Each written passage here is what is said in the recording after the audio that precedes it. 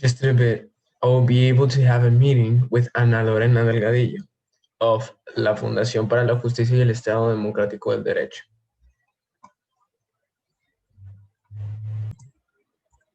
Disclaimer, it may be in Spanish. Ahorita primeramente, pues muchas gracias por darnos esta oportunidad, ¿no? De poder platicar contigo de este tema. Bueno, lo que a nosotros nos tocó como tema fue el SDG, el primer SDG, que es la de la pobreza, ¿sí? Que es el End Poverty Everywhere, ¿no? Básicamente. Y nos tocó el país de Burundi. Te lo voy a poner así que súper, ¿cómo se llama? Este, o, eh, una súper pequeña explicación de todo el problema, ¿no? Ajá.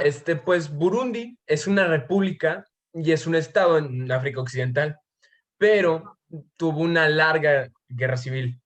El pueblo burundi ahorita está enfrentando una crisis humanitaria marcada por el deterioro económico, la extrema inseguridad alimentaria y una epidemia de malaria. Si bien la violencia ha disminuido, pues porque obviamente pues se acabó la guerra civil, la situación continúa siendo frágil, con una situación política sin resolver y el continuo desplazamiento dentro y fuera del país. A lo que vengo, pues a la migración, ¿no? Este, y pues sí, ese es el problema completo, que ahorita Burundi no se puede mantener a sí mismo y está necesitando ayuda internacional, ¿sí?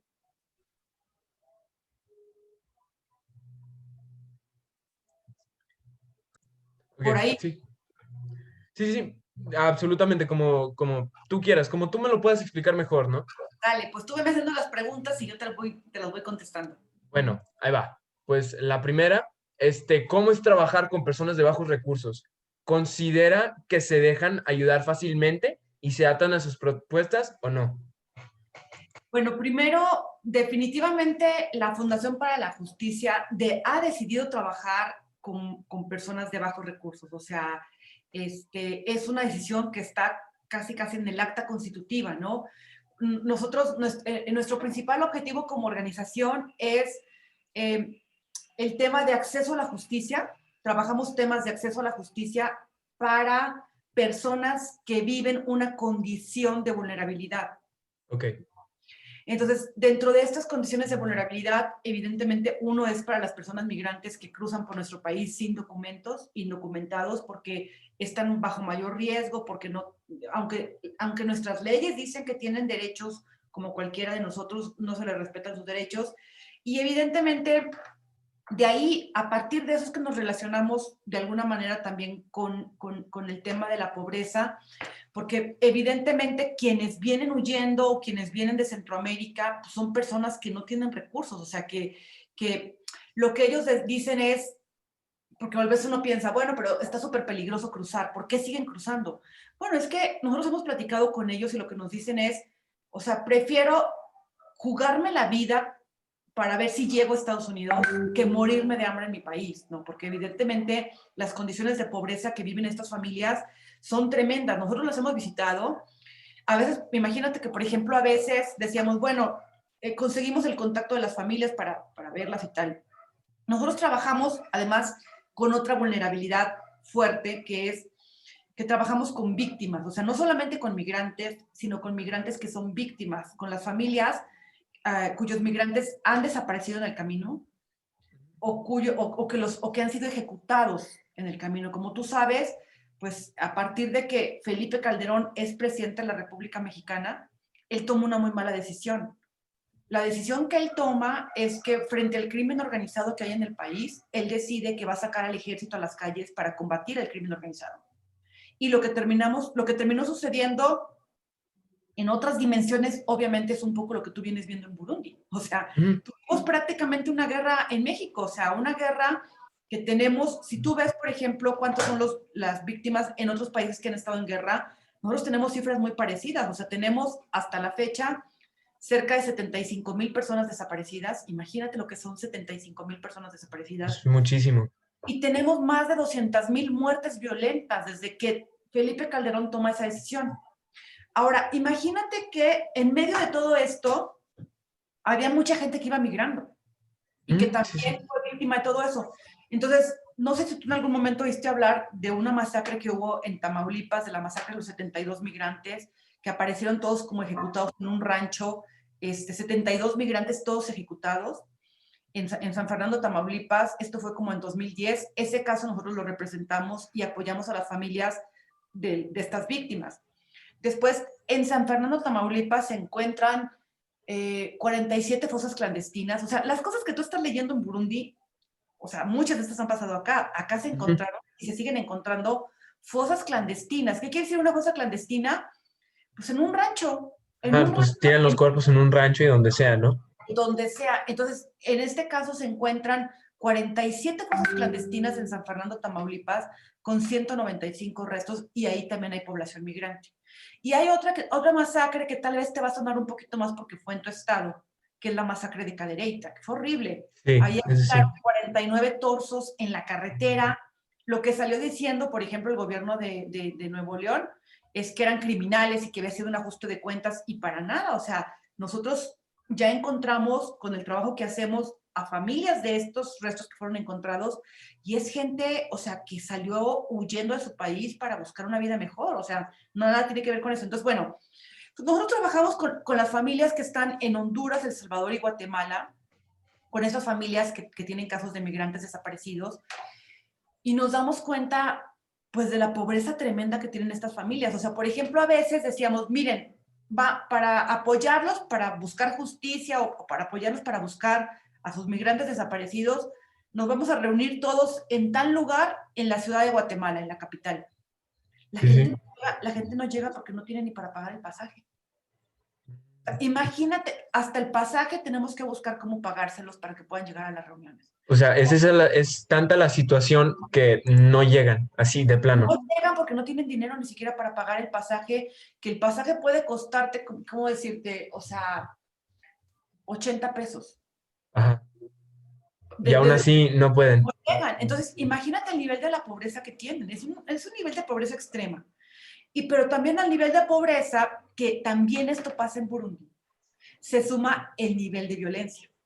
O Sí, sea, pues por sí. ejemplo, nosotros sabemos que Guatemala, que Honduras y que El Salvador tienen un nivel de violencia a veces mucho más grande que México. O sea, en algunos lugares, por ejemplo, si tú ves en El Salvador están las maras, ¿no? Las maras, que son pandillas horribles, que nos ha tocado casos, por ejemplo, donde le echan el ojo a una niña. Y si la niña Ujú. no se la pandilla, no se la pandilla, la violan o la matan. Entonces, esa niña, la única opción de vida que tiene es salir con su familia huyendo de su país, porque si no los matan. Entonces, Sí. con eso es con la gente que nosotros trabajamos, ¿no? Entonces, en primer lugar, ¿cómo es trabajar con personas de bajos recursos? Pues es un reto enorme, porque no es como que yo diga, pues yo voy a ser su abogada y entonces vengan, tráiganme la información y yo voy a defenderlos. Pues no, no se puede, porque hay que trabajar conjuntamente con ellos, ¿no? En muchas de las cosas. Ellos jamás podrían pagar un abogado. Entonces, por eso nosotros damos los servicios que damos, los damos gratuitos, y para que ellos no incluso les pagamos su propio pasaje para que puedan llegar a los casos, ¿no? Ujú, sí, sí. El tema de que si se dejan ayudar fácilmente y se adaptan a nuestras propuestas, yo te voy a contar qué es lo que yo he aprendido Ok. con esa pregunta. O sea, a veces uno piensa que uno, porque tiene formación, por ejemplo, yo soy abogada, ¿no? Ujú. Tengo otro estatus económico diferente al de estas personas, he sido formada de diferente manera, ¿no? O sea, eso no me da a mí una posición de superioridad frente a ellos. Creo que es una cosa que hemos aprendido nosotros en el trabajo. Yo creo que a mí, como decirte, toda la valentía que ellos tienen para salir a buscar una vida mejor, toda la valentía que tienen para romper fronteras, toda la valentía que tienen para migrar, a mí me deja un aprendizaje en mi vida tremendo. Es valentía. Entonces yo no, o sea, yo no, nuestro trabajo nunca es de ponernos como en una posición donde nosotros les decimos qué hacer, ni nosotros Ujú. les decimos cómo caminar, ni nosotros les decimos, ¿sabes qué? Te voy a ayudar. O sea, yo no me pongo, digamos, como Ana Lorena, en una posición ni de su salvador, ni de que soy la que les voy a arreglar su vida, ni de que soy la que yo les voy a ayudar. Yo creo que mutuamente nos ayudamos. O sea, nosotros aprendemos de ellos, de los procesos de ellos, y nosotros lo que aportamos es el conocimiento técnico. Y si a ellos les sirve nuestro conocimiento técnico, entonces decidimos llevar un caso. ¿Por qué? Porque está, te lo voy a decir así con todas sus palabras, está muy jodido enfrentar la justicia en México o en Centroamérica. Requieres mucha Sí. valentía, te pueden perseguir, te van a maltratar las instituciones. Entonces, realmente, alguien que decide hacer eso, pues es una persona valiente que toma esa decisión y no es como que si se dejan ayudar, sino que más bien nosotros lo que hacemos es construimos procesos conjuntamente con ellos y tratamos de que sea en un plano de igualdad. Ujú, Porque, sí, sí. porque si yo me pongo como la abogada que le voy a resolver el caso, pues a lo mejor el día de mañana me dice, pues ya no quiero seguir, yo me quedo con el caso y de qué me sirve a mí llevar el caso. Entonces, si las familias están involucradas en sus propios procesos, si ellas toman sus decisiones, pues ellas son las que van a querer seguir en los procesos de justicia. Entonces, más que nosotros ayudarlas, creo que lo que hacemos es acompañarlas en los procesos, darle las alternativas y si ellas las deciden tomar, está muy bien y si no, no, ¿no? Ujú, sí, sí. Nosotros les damos las propuestas jurídicas, pero somos nosotros quienes nos adaptamos a sus necesidades. No es que ellos se adapten a nosotros, porque si no, eso sería como que nos colocaran a nosotros en un plano de superioridad y no creo que lo tengamos. Nosotros lo que tenemos son conocimientos técnicos, pero ellos tienen una historia de vida súper difícil que nos están ayudando también a abrir caminos de justicia en México para otras víctimas. Entonces creo que no es ayudarlos, sino que es acompañarlos y tomar decisiones conjuntamente con ellos, ¿no? Entonces, Sí, eso sí, es sí. esa respuesta. Como que ustedes tienen la teoría y pues la aplicación es diferente, ¿no? Ellos tienen, porque además, mira, te voy a poner un ejemplo. Hay un caso de una familia que en este momento le acaban de secuestrar al hijo, Mm, es migrante en México, y mm. nos llaman y nos dicen, oye, me acaban de secuestrar a mi hijo, ¿qué es lo que hago? Entonces yo le digo, mira, como abogada, mira, tienes que hacer A, B, C, D, F, G, te apoyamos para que lleves la denuncia, pero tú eres quien es, o sea, tú te tienes que involucrar, ¿no? Porque no, lo que yo no quiero es que yo haga todo por la persona y que a la hora de la hora la persona se arrepiente, yo me quedo con eso. Por eso es importante caminar con ellos Sí, conjuntamente. sí. Pero entonces, por ejemplo, metemos la denuncia y todo. Y me hablan al ratito y me dicen, oye, ¿qué crees? Acabamos de recibir una llamada de un grupo criminal que nos dice que lo tiene y nos están pidiendo dinero. ¿Qué hacemos? Y yo lo que les digo es, yo no puedo decidir por ustedes, porque yo no tengo el familiar desaparecido. O sea, si yo tengo a mi familiar desaparecido, yo voy a hacer todo lo que esté en mis manos para recuperarlo con vida. Pero aunque yo esté en contra personalmente de caer en un tema de pagarles a los secuestradores o incluso puede ser una extorsión, ¿no? Yo lo que les digo es, miren, déjenme primero investigo, por ejemplo, si el número del que les está llamando no es un número que está registrado en la fiscalía como de los números de extorsión, porque esto puede pasar. O sea, yo los escucho y los oriento. Y les digo, no, Ujú, pues, sí, sí. o la típica prueba de vida, oye, pero ya pudieron hablar con él y si es alguien que realmente lo tiene o los están engañando. O sea, como que la primera orientación es para estar seguros de que no los están engañando. Una vez que dicen, no, pues sí, sí lo tienen, tal, ¿qué hacemos? O sea, está la opción de denunciarlo y de que entonces la PGR o la Fiscalía, por ejemplo, vaya y intervengan, lo detengan y lo rescaten. Pero como también sabemos que hay mucha corrupción en la Fiscalía, pues yo qué sé si le van a pasar el pitazo a los del crimen organizado, o yo qué sé si en el rescate algo le puede pasar al migrante. Ujú, Entonces sí, sí. yo lo que les digo es lo que ellos pueden hacer, pero yo no tomo esa decisión por ellos. Yo no les digo den el dinero o no den el dinero, porque ¿quién soy yo para decidir por la vida de ellos? Entonces, ese es un ejemplo para que tú veas cómo nosotros interactuamos, o sea, porque nosotros orientamos, pero yo no le digo a la señora pague o no pague, esa es una decisión muy personalísima, que nosotros los orientamos para que ellos la tomen. Eso es un poco como para que entiendas cómo hacemos nosotros el Es una trabajo. batalla moral, estoy suponiendo, ¿no? Es una batalla, pero es una batalla moral, pero además respetamos lo que la familia decida, porque son ellos quienes tienen a la persona desaparecida. Ujú. Y otra cosa que nos hemos dado cuenta es que, por ejemplo, nosotros no somos abogados tradicionales. O sea, yo, por ejemplo, vengo, pues así te lo voy a decir, vengo de una de las escuelas más tradicionales de México, de todo México, de derecho. De las más tradicionales, de las más así cuadradas, ¿no? La Libre de Derecho de México. Yo me tuve que deconstruir como abogada para poder hacer lo que hago.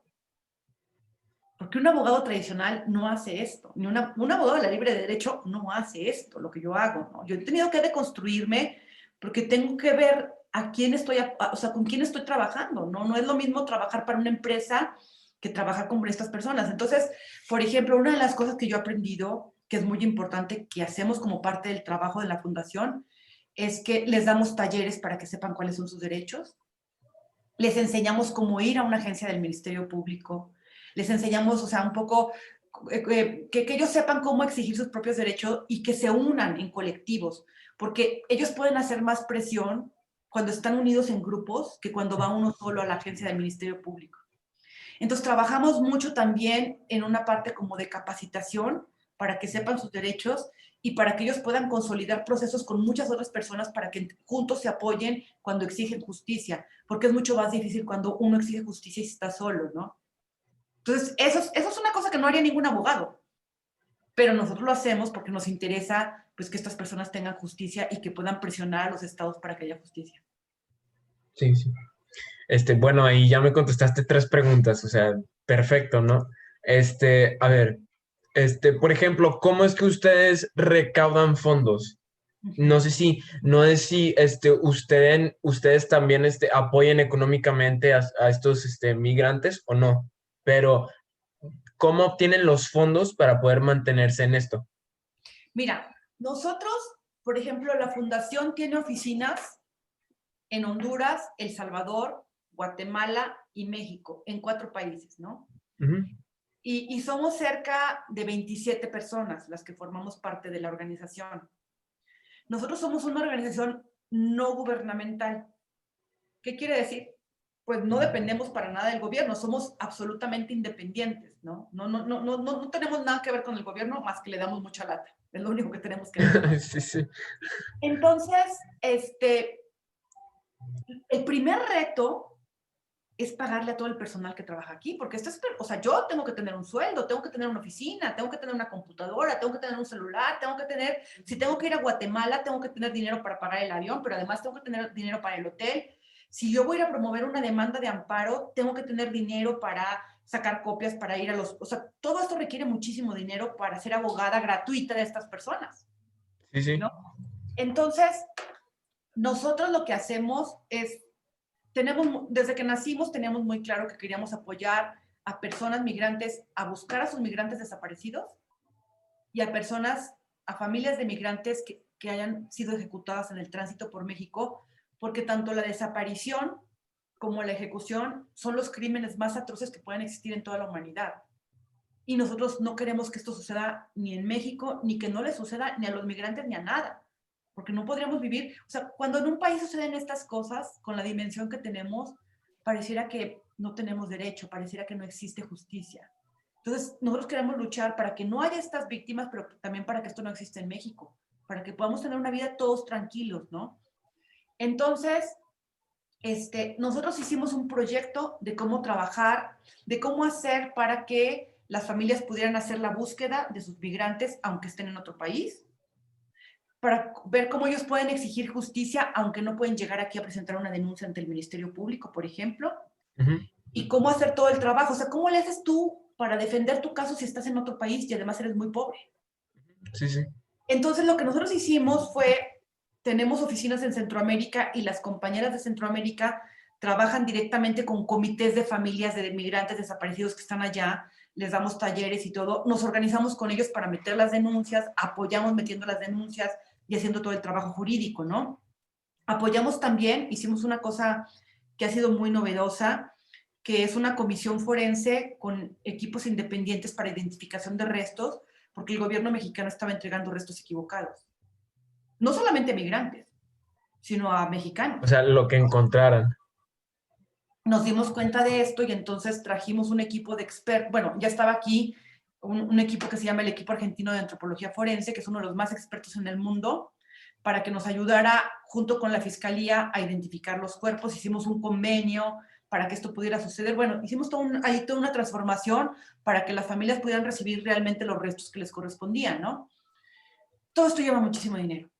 ¿Cómo juntamos los fondos?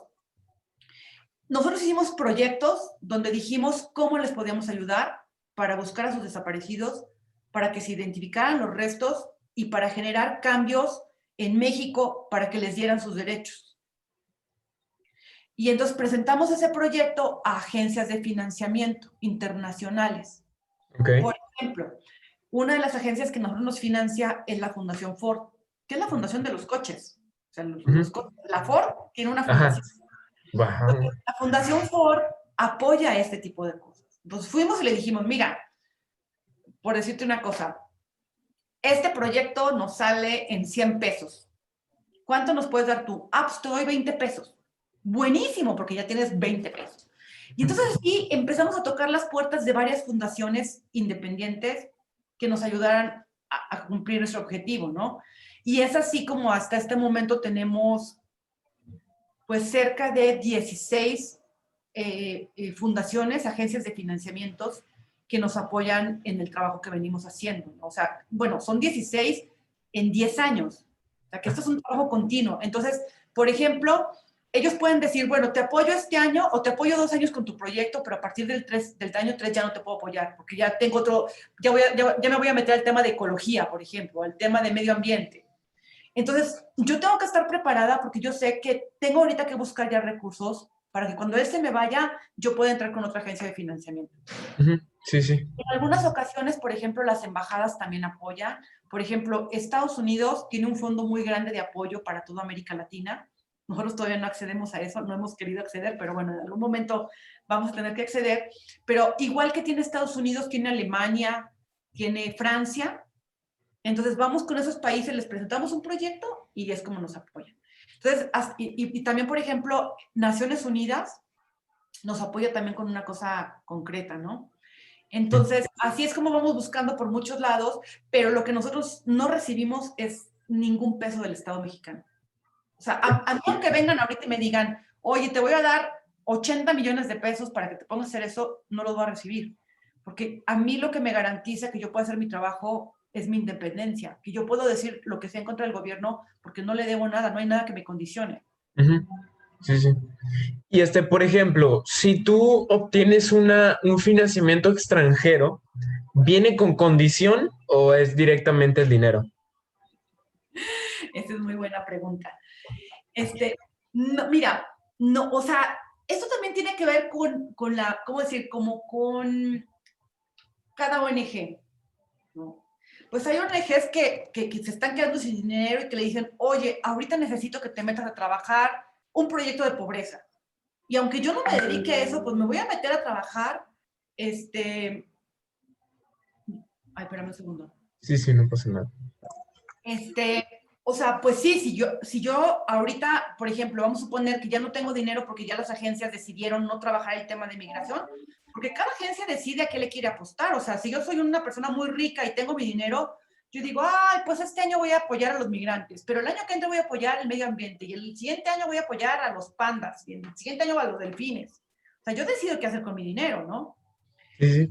Pero entonces, por ejemplo, si yo quiero seguir sobreviviendo como organización trabajando el tema de migrantes, y digo, chin, mano, pues ya nadie me da dinero para migrantes, ¿no? Entonces, pues voy a tener que trabajar esta otra cosa, aunque no es lo que hago, para mantenerme en lo que quiero, ¿no? Nosotros no, afortunadamente no hemos tenido que pasar por eso. Lo que nosotros hacemos es que las agencias de financiamiento tienen programas. Entonces, por ejemplo, tienen programas de derechos humanos, tienen programas para el tema de la justicia, tienen programas para desaparecidos. Vamos a esos programas, les llevamos el proyecto y nos aprueban el proyecto y con eso es con lo que trabajamos. Entonces, o sea, hasta este momento afortunadamente, nadie nos está condicionado para que hagamos una cosa que nosotros no queremos. Nosotros somos quienes ponemos la agenda de lo que queremos trabajar. Sí. Entonces, por ahorita no tienen ningún tipo de limitantes. No. Ok. Sí, sí, súper bien. Y bueno, ya como última pregunta, ya para, pues, dejarte libre después de esto. ¿Cómo crees que se relaciona la pobreza en general a los derechos humanos y la democracia? Mira, yo te lo voy a decir desde el trabajo que nosotros tenemos, ¿no? Eh,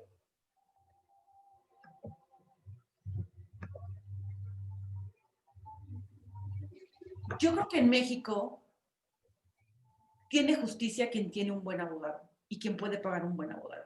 Y eso tú lo habrás visto. Sí, pues sí. Entonces, la pobreza está vinculada con la falta de justicia. O sea, finalmente, ¿quiénes terminan yendo a la cárcel? Los pobres. Quienes no tienen un muy buen abogado que va a poder utilizar el derecho para tenerlos en libertad. Entonces, sí se vincula mucho eso. O sea, por ejemplo, pues tú puedes ver muchas personas con mucho dinero que han cometido graves delitos y que están en libertad porque tienen abogado. Y además que juegan Tienen otras el cosas. dinero para comprar el abogado, ¿no? Y además, bueno, también entra el tema de la corrupción, ¿no? Pero entonces, yo lo que creo es que en México tenemos un índice muy alto de impunidad. O sea, se dice que tenemos arriba del 98% de impunidad en el país. Es altísimo. ¿Y, Altísimo, demasiado. y qué quiere decir? Que de 100 casos, 98 no se resuelven. Sí, o sea, digamos, para poner un ejemplo, ¿no? O sea, el índice de impunidad es igual o peor que el de muchos países de África, de los que tú estás viendo. Sí, sí. Altísimo nivel de impunidad. Pero además también tenemos un nivel muy alto de lo que se conoce como la cifra negra, que es decir, que la gente que no se atreve a denunciar está por arriba del 95%. Altísimo.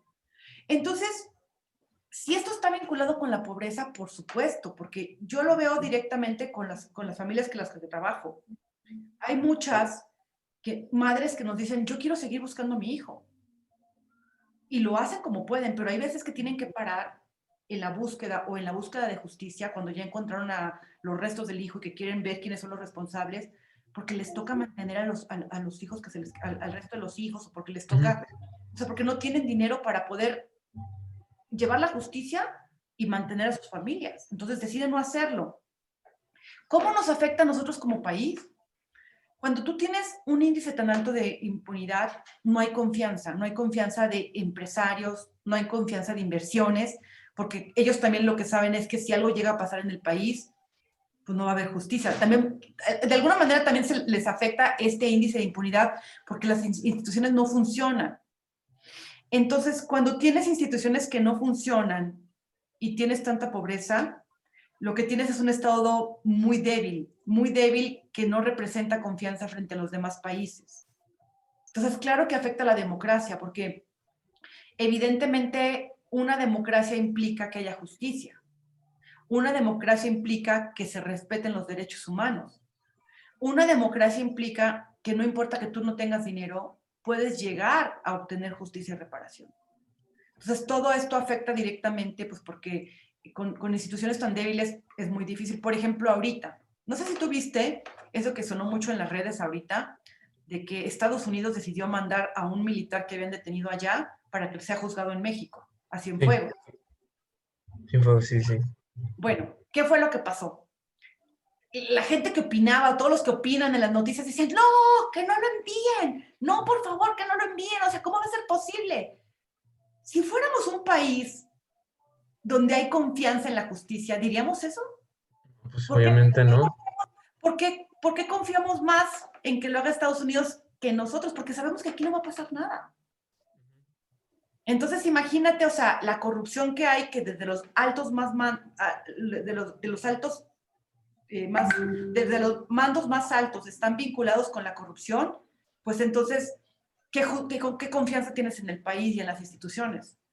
Entonces, un país donde para lograr un poquito de justicia requiere dinero, pues no es un país que se pueda considerar democrático. Ok. No, pues supongo que viéndolo así México es muy malo en conforme a justicia. Muy malo. Y es más malo para las personas pobres. Yo jamás recomendaría, nunca en la vida recomendaría a nadie que vaya solo, por ejemplo, a una fiscalía, porque lo van a hacer pedazos, como víctima o como probable responsable.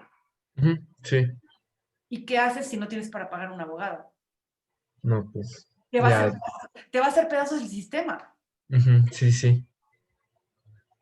Y esa es nuestra democracia, imagínate. No, hombre. Muchísimas gracias, no, no, no, muchísimas gracias por esta entrevista.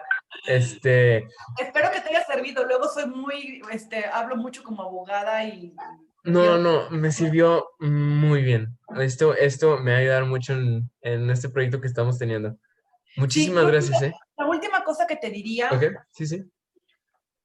hay que tener mucho cuidado. Así como tú me preguntaste a mí que si alguna agencia viene y me impone lo que tengo que hacer, yo creo que tenemos que ver igual el tema de la pobreza. Nadie somos quien para ir a decirle a una persona que está en situación de pobreza qué tiene que hacer para salir adelante o cómo lo vamos a ayudar. Los programas de pobreza tienen que partir de las necesidades de las personas y de la voz de las personas. Porque si no, ¿qué es lo que pasa? Yo me voy y yo creo que lo que necesitan en Honduras es una fábrica y empresarios que vayan y los empresarios a lo mejor van a llegar y les van a destruir su medio ambiente y van a poner una cosa en la que nadie quiere trabajar. Entonces, cualquier tema de pobreza, así como nosotros respetamos a las víctimas en qué quieren hacer en temas de justicia, cualquier programa de pobreza se tiene que construir conjuntamente con las personas afectadas, porque si no, desde mi punto de vista, primero hay una falta de respeto, de que creemos que nosotros desde el escritorio somos más capaces de decirles cómo salir adelante que ellos que están viviéndolo afuera, y lo segundo, que si tú no trabajas programas de pobreza desde su propia voz, no se van a involucrar, porque no los tomaste en cuenta. Sí, sí. Muchísimas gracias, no, no, o sea, es un favorzote el que te pedí y No, no, con mucho gusto, encantada cuando muchas requieras, gracias. por aquí estoy. Ana Lorena Delgadillo, ¿verdad? Ana Lorena Delgadillo. Muchísimas gracias, Ana Lorena. Bueno, Pues ya para terminar esta entrevista, pues supongo que no te puedo dar ningún regalito ahí porque pues estamos en cuarentena y cosas así, pero me gustaría agradecerte pues por tomarte el tiempo, ¿no? Que no, un estudiante te haya mandado un mensaje o mail y que lo pudiste contestar. no, con mucho gusto, encantada. Además, yo creo, a mí me encanta este tipo de charlas porque a mí también me dejan un montón de reflexiones. Entonces, encantada de la vida. Gracias, gracias. Muchísimas gracias, ¿eh? Órale, pues, Este, sale. Nos vemos. Ay, gracias. De nada. Bueno, wow. That was Ana Lorena Delgadillo of la Fundación para la Justicia y el Estado Democrático de Derecho. Gracias.